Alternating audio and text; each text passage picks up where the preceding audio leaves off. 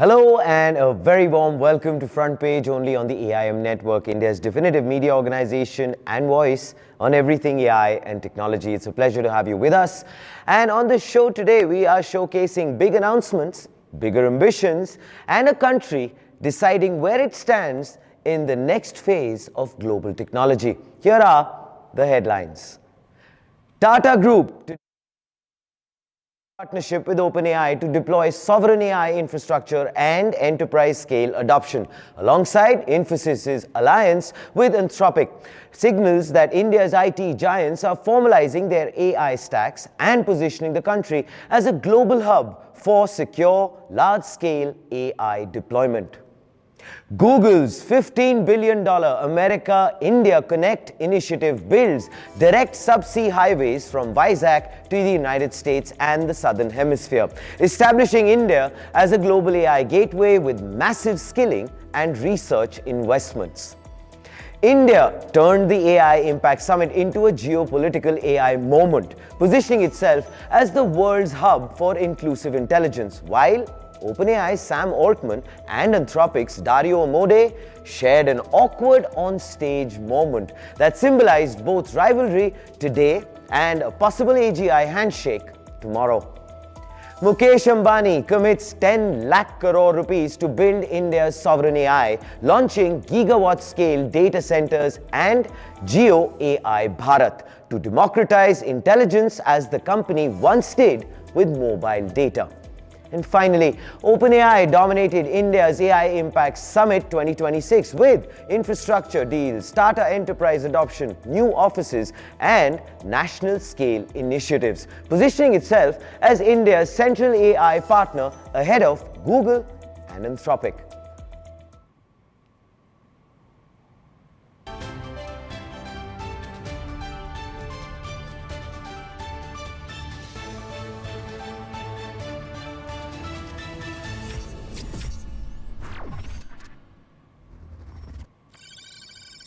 In 2023, Sam Altman sat in New Delhi and told Indian founders it was hopeless to build foundational models. Today, he is betting his own infrastructure on them. Yes, Tata Group just shook hands with Sam Altman. OpenAI is moving into the TCS Hypervault area, and it's a massive expansion.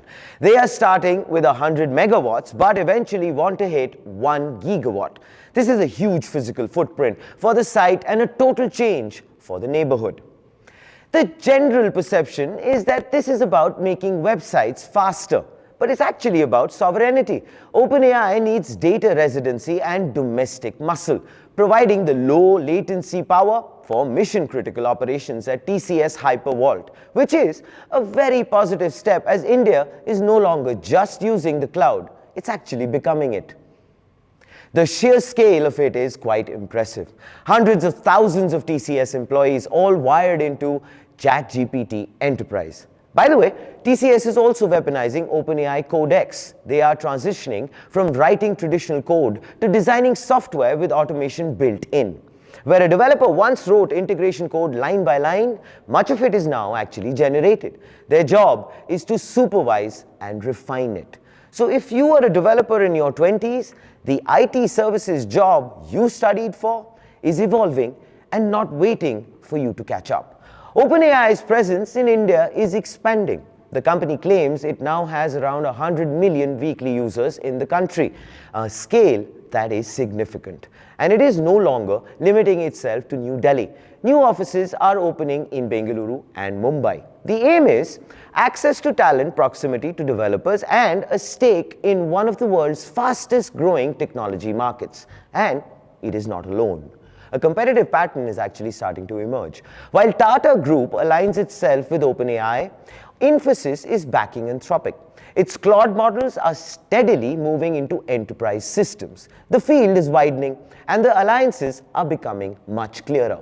If OpenAI represents the large consumer-facing model, Anthropic has positioned itself differently, with a stronger emphasis on developers and enterprise use. Both are influential. Both are shaping corporate adoption in distinct ways. And India finds itself engaging with each as global competition deepens. So what is the ambition here? It is no longer simply about buying licenses, nor is it a passing wave of enthusiasm. The central idea is sovereign AI, building domestic capability while avoiding dependence on any single foreign provider. So by engaging with multiple global firms, India preserves leverage and choice. In a market that is consolidating quickly, sovereignty is fast becoming a strategy instead of just a slogan. And here is, as always, the front page take. The question now is less about who moves first and more about who can execute at scale. Partnerships are taking shape. Tata with OpenAI, Infosys with Anthropic, each building different layers of capability. Global platforms are no longer testing the waters in India. They are actually investing for the long term. Innovation does not develop in isolation, as we know. It emerges where capital, talent, and demand all converge. At present, India is one of those arenas. The real issue is not allegiance to one model or another, but how these competing ecosystems reshape the country's technology landscape. What do you think? Are you Team GPT or Team Claude? Please do let us know in the comments below. This, ladies and gentlemen, is Front Page by the AIM Network. Like, share, subscribe. Think AI, think India, think AIM. When Sundar Pichai stepped onto the stage in New Delhi, he did not arrive empty-handed. Alongside the speech came a $15 billion commitment under what is being called the America-India Connect initiative. His message was simple. India stands at the beginning of what he described as an extraordinary new phase in artificial intelligence. He may well be right, but he is not merely observing that shift, he is actually investing in it. What once were maritime trade routes are now becoming digital highways. Google is redrawing the map of the global internet, literally. For the first time, the connection will be direct. Data will no longer need to route through hubs in Singapore or, for that matter, West Asia. Instead, new fiber links will run straight between India and the United States. Laid undersea and across continents, the infrastructure shortens the path and strengthens the link. The question is, why now?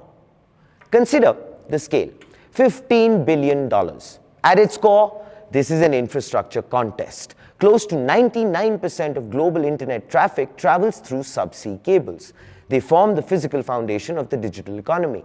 Google is investing heavily in that very foundation, expanding high-capacity routes built to handle increasingly demanding computing workloads. The cables may lie on the ocean floor, but they carry much of the world's data. The winner in this narrative, Visakhapatnam. The city of destiny just became the city of data. Vizag is India's new digital gateway, a massive subsea hub. Landing cables from 4 continents, Vizag to Singapore, Vizag to Africa, Vizag to Australia. It's actually about redundancy. It's about resilience. It's about making sure the delete key never takes a second to load. Some critics argue this is, well, an overstatement. Another grand projection packaged neatly for investors, some will say. Skepticism is understandable, but the scale of the build suggests something more durable. The technical specifications tell a much clearer story. This capacity is not being built for routine email traffic or, for that matter, short-form video. It is designed for intensive computing tasks, including large-scale AI model training. So what does that level of infrastructure make possible? Hyperscale cloud computing, real-time scientific research, data movement at a scale we haven't seen as yet. Google knows infrastructure alone is not enough, which has encouraged Google to couple the cable's build-out with a skilling blitz. AI assistants for 11 million students, training for 20 million public servants, certificates in Hindi and English, $30 million for government innovation, another $30 million for science. Connectivity without skills is a divide. Connectivity with skills is an economy. The geopolitical move here if you're wondering, indicates a bold stance. Google is positioning India as a global AI gateway, a strategic node in the emerging digital economy. Control the cables, and you influence the flow of data. India is no longer simply a consumer market. It is positioning itself as a central player in the infrastructure that underlines it all. And here, of course, as always, is the front page take. It begins with fiber laid beneath the sea. But the larger story is about who shapes the infrastructure of the next computing era. Google is signaling that a very significant share of future development, training, and scale will run through India. The routes are being built very quietly, under oceans, and of course, across continents. But if this vision holds, India will not simply participate in the next phase of computing, it will hopefully help define it. This, ladies and gentlemen, is Front Page by the AIM Network. Like, share, subscribe, and always remember, think AI, think AIM. Well, you could tell this wasn't an ordinary conference just by who was in the room. World leaders, technology chiefs, strategic rivals who don't usually share a stage. And there, in the middle of it all, Prime Minister Narendra Modi, hosting, yes, but also positioning India in a much larger contest. Online, the jokes wrote themselves. But behind the humor was something serious. Power, capital, and influence converging in one place. But beneath the humor was a very serious indication, because on that stage stood OpenAI's Sam Altman and Anthropic's Dario Amodei, former colleagues turned rivals, momentarily unsure whether to hold hands for the group photo, settling instead for raised fists. The internet reacted instantly. When AGI? The day Sam and Dario hold hands. In that moment, India became part of the decision-making core. At the India AI Impact Summit, Prime Minister Narendra Modi delivered a very clear message. Design in India, develop in India, deliver to the world, deliver to humanity. India is positioning itself not just as an AI market, but as a global AI hub. A bridge, if you will, between advanced economies and the global south. A country that builds at scale and deploys at population scale.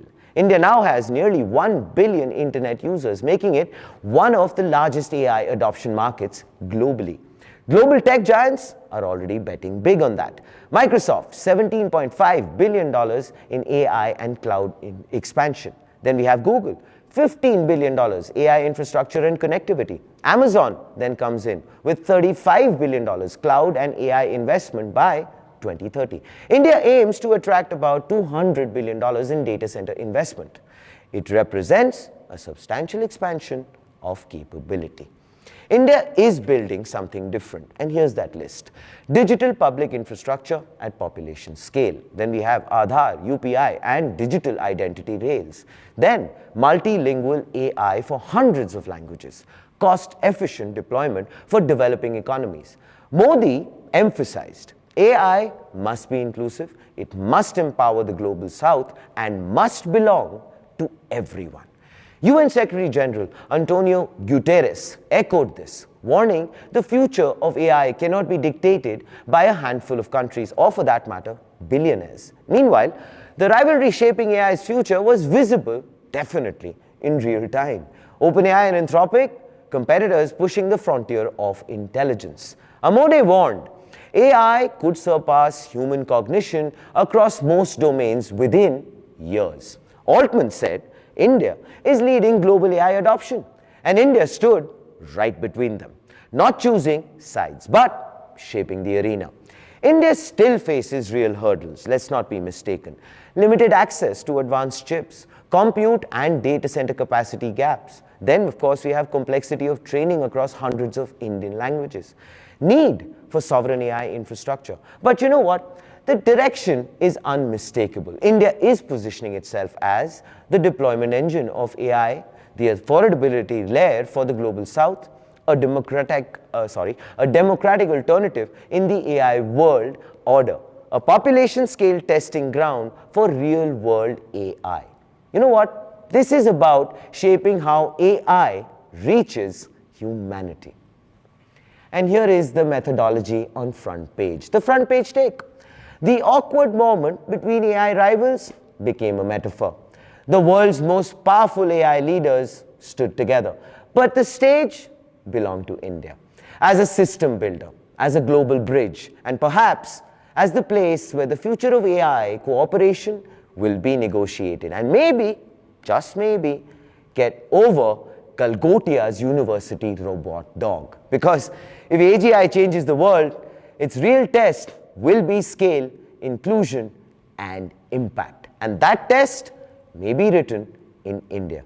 Please do let us know what you think in the comments below. This, ladies and gentlemen, is Front Page by the AIM Network. Like, share, subscribe, and always remember, think AI, think AIM. There was one name many expected to hear. Microsoft announced its commitments, Google advanced its infrastructure plans, OpenAI formalized partnerships with Tata. The obvious question lingered. Where was Reliance? Where was Jamnagar? That question now has an answer.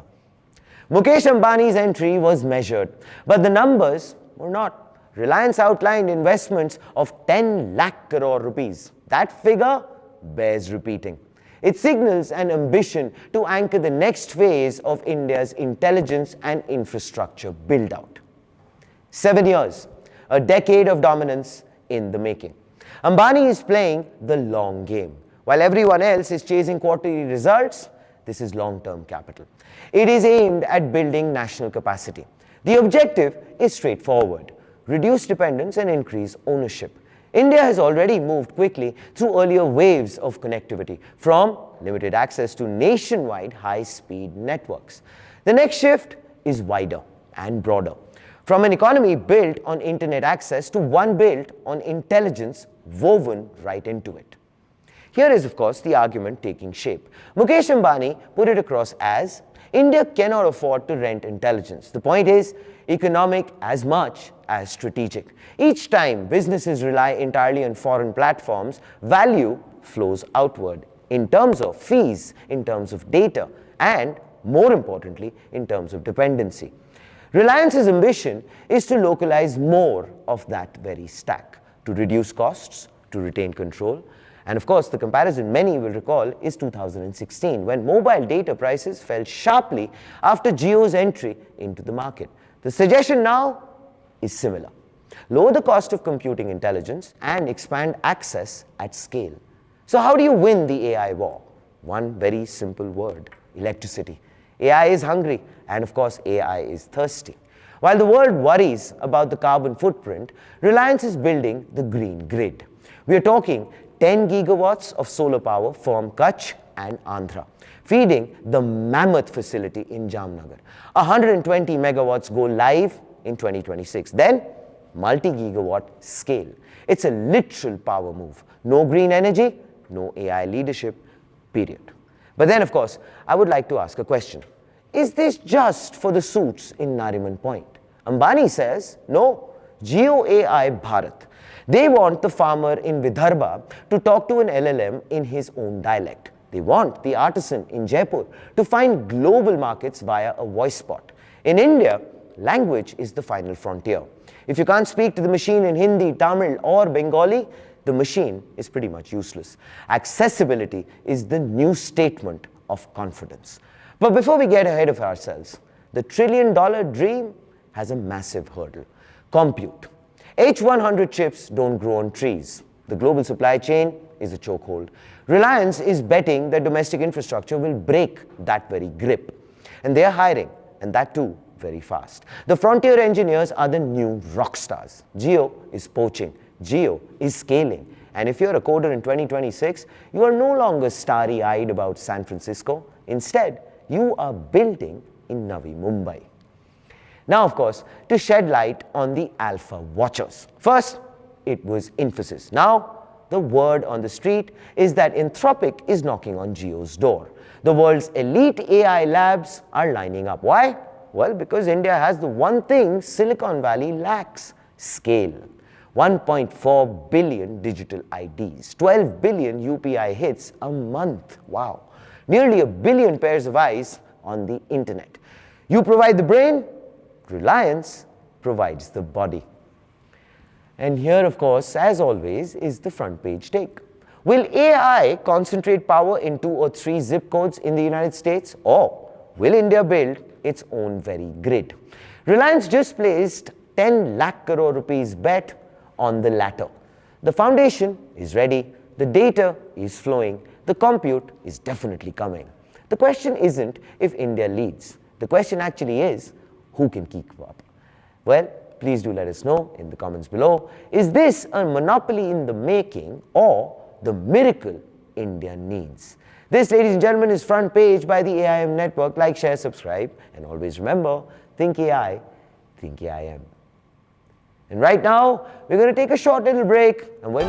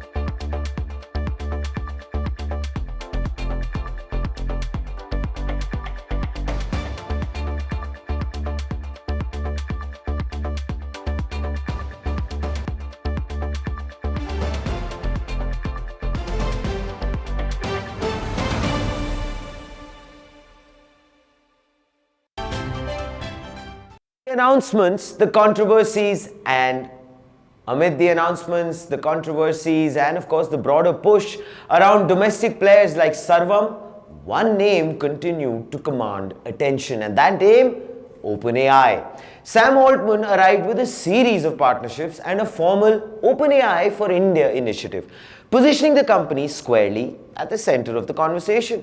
So as the summit closes, the question is simple. What exactly does OpenAI walk away with, and what does that mean for India's long-term technological independence? And joining me today is the very brilliant Supreet Kondinya, our tech journalist, who is going to be unveiling a lot of the interesting inside, read between the lines kind of situations, and of course discussing a lot more with me. Welcome to the show, Supreet. As always, a true pleasure having you with us. Hello, Sudhir. Happy to be here. So kick things off, not hopeless at all this time around for Sam Altman, is it? Of course, no. I think what does Sam Altman walk away with? A lot of API calls from India, going forward. I think they've announced a ton of partnerships with both academia, startups, the IT ecosystem.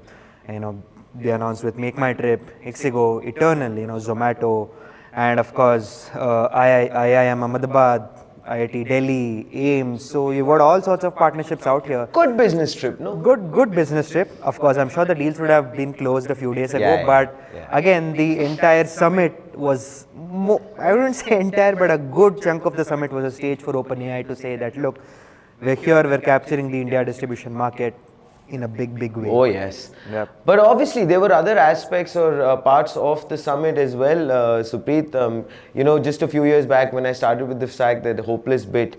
So what can we actually make of that particular statement now in today's context? What is Sam Altman now going to be saying? Right. I think it's important to sort of time and again just give clarity on the statement that Sam Altman made. So he said that it's hopeless to compete with us on building a frontier model. I think what happened is that what he said was more or less true, because he never denied the fact that India was a huge distribution engine, as you mentioned. True. And even as homegrown AI models are coming up, Sarvam's AI models have been really good as per the announcements, and the ecosystem has showered a lot of praise on it. India will still remain as a use case capital where, specific models serving the very specifics of India use cases will thrive. But in terms of building a large-scale LLM that is tailored for the general world, it's still pretty much hopeless to compete with OpenAI given the amount of money that they've raised. They're just closing $100 billion of funding round, according to several media reports out there. So the statement still holds true, but of course, 2 years down the line, all of us can see the positive side of it, that okay, India is a use case capital. It's great. It has given a room for a lot more startups to emerge. Sarvam now has a better clarity of what they're doing, and the models are very good. So yeah, I think his statement sort of still holds true, but I don't think a lot of Indians are going to be disappointed about it, because as we've seen, the summit has largely also in a way, I think we've gotten used to it, no? Well, of course, we're going to get into that. Supreet, I wanted to ask you, what about the other big AI tech giants in terms of the companies? What are their probably takeaways from the summit? OpenAI, we've established, has been front and center. Right. I think establishment is a key word here, because OpenAI needed an establishment in India. Right. Well, of course, when I talk about Anthropic, but if you could look at its competitor, at least on the LLM front, Google's been a well-established force in India. They've had multiple offices across India. We've also discussed there again at the level 2 of moving things forward. We've seen how they've established the data center. The fact that the sheer presence they've had here in terms of the number of years. Exactly, and their vision seems crystal clear. They've established data center, and now they've want to go to the other layer of it, which is to establish subsea cables. I think we've discussed many times on the show here. The reason why data centers are built along the coastline is because they're very, of course, they host cable landing stations for subsea cables that connect data centers from different countries across the world. So Google's focus. I'll never forget that example that you'd given us on Debunked, where you talked about the charger. Exactly. I'll never forget that. Right, I think we'll go watch that episode. But yeah, they're on the level 2 of integrations and their presence in India. But OpenAI very much needed an establishment. They've partnered with a lot of startups, the IT ecosystem. Of course, TCS is something that we spoke about earlier. Many of TCS engineers will now use OpenAI's Codex. True. So that was something that was explicitly mentioned. They've got a compute infra partnership with TCS, 100 megawatt, that's scalable up to 1 gigawatt has been, will be deployed along with TCS, Academy as we spoke about. And of course, Anthropic too has also started their establishment in India. There's an office in Bangalore. They also said that Claude usage remains, India is the second biggest user of Claude across the world.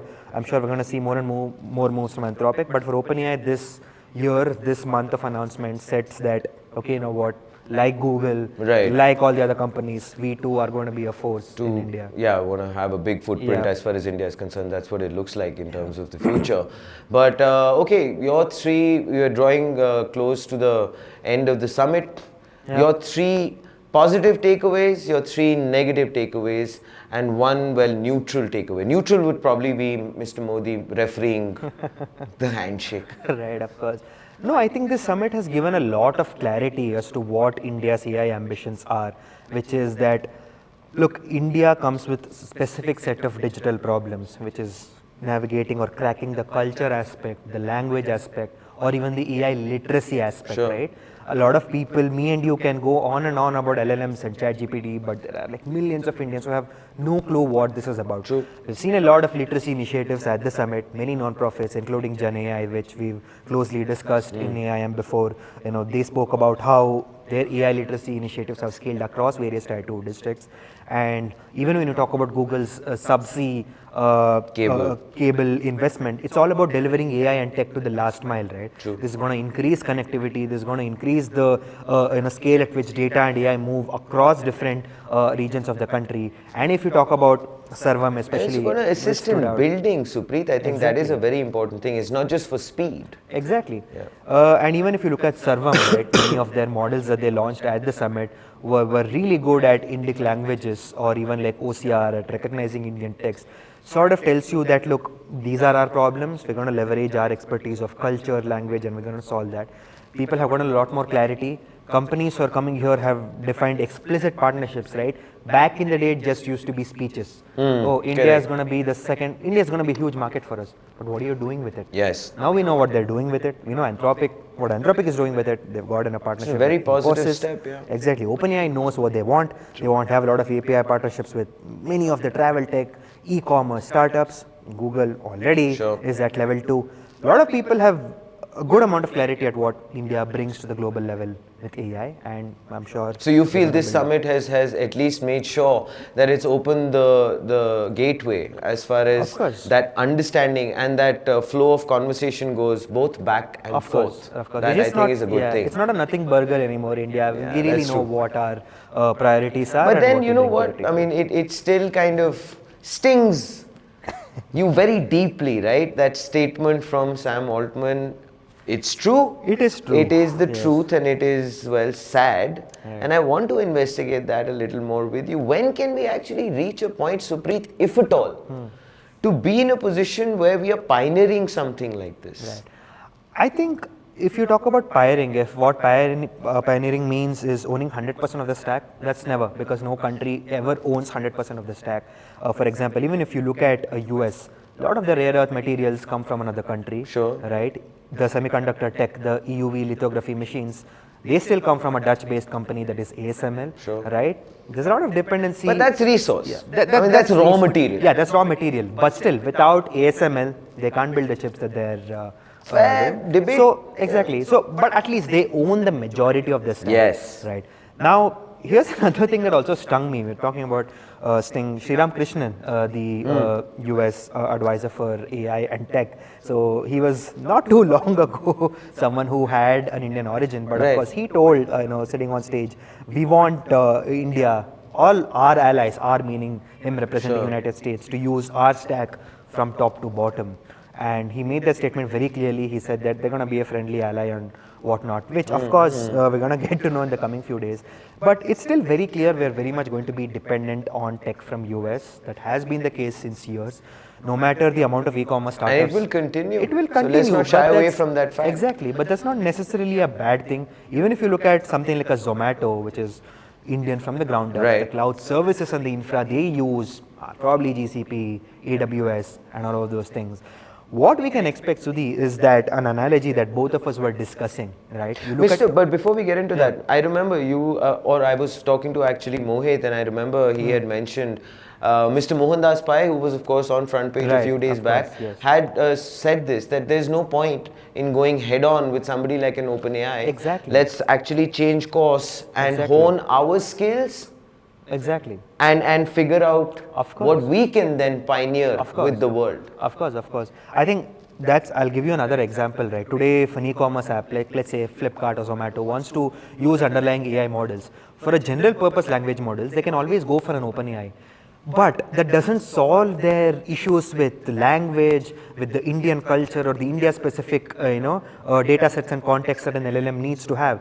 So of course that leaves room for Sarvam AI to come in, right? So it's Which they did brilliantly at the summit. Exactly. So you're going to have a mix of India startups from India, tools and technologies from India, at the stack. So of course, again, coming back to the example that me and you were talking about, if you look at automobile production in India back like 25 years ago, you probably had 60 to 70% of components being manufactured abroad, and the rest 10 to 20% were coming from India. But that stack has gradually been increasing towards India. Indigenization. Right? Exactly.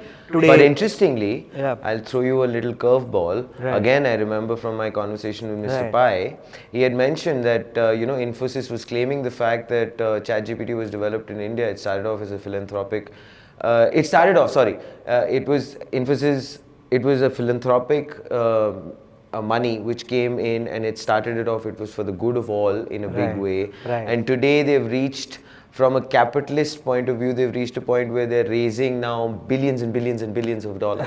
Right, of course. I think that's an entire other discussion as to Yeah, how that's true. OpenAI sort of went for this open to all platform to something that this capitalistic. But again, I think as we were talking about the example, what we can expect gradually is that now let's say 10% of any tech stack is Indian, we can gradually expect that to go by like 12, 15, and to a point where a good enough, a solid amount of tech stack in any product that you see, an AI stack comes from India. Tell me this, Supreet. Do you feel, with whatever you're just mentioning, I do understand it's very important that we start to look at indigenization in a big way. Of course. Do you feel that the kind of announcements, or for that matter, the kind of maybe collaborations that took place at the summit are some way pulling back the curtains on that roadmap moving forward? From an indigenous language point of view, absolutely yes. Because today, if you travel in any auto, or if you see any delivery boy who are using a lot of tech on their phones, be it the delivery app, a lot of them use it in their natural languages. Agreed. Right, and they're getting better and better. Google's voice for navigation, that gets the Indian accent better, that gets the Kannada accent better. It's better at reading names written in Kannada as you navigate in Bangalore. A guy who's driving an auto has his Google Maps in Kannada. A guy who's delivering has his Blinkit's app in the regional language. So today, if you want to spread AI to every Indian out there, not everybody is going to be comfortable with English. I think language is this huge factor. Which is important, agreed. Yeah. But then there are other factors as well. Right. Are we working well enough, or did you find in terms of the announcements which were made at the summit that we have actually also started to pay cognizance on those other aspects? Besides the language aspect? Besides the language. Exactly, as Mohandas Pai said, we probably don't need to, because right now the relations with US AI labs are friendly. We have access to their models. What about tomorrow when they're not? Exactly. So that's the big question that worries many people, and that's one of the very reasons why sovereign AI model development has kicked off.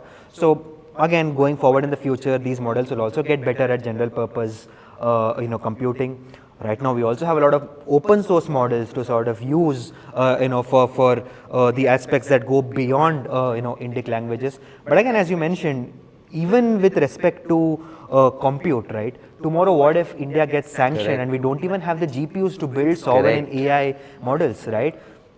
You can get the best of software engineers, get a reverse brain drain, and build an AI model. Good point, nahi hai, Supreet. Yeah, but what if you don't have the underlying compute, right? Today, even if you look at like military equipment, right? We do import a lot of it, but the ones that we get are from like decades ago. Yes. Access to cutting edge GPUs today is possible. You can get the latest NVIDIA, Blackwell GPUs.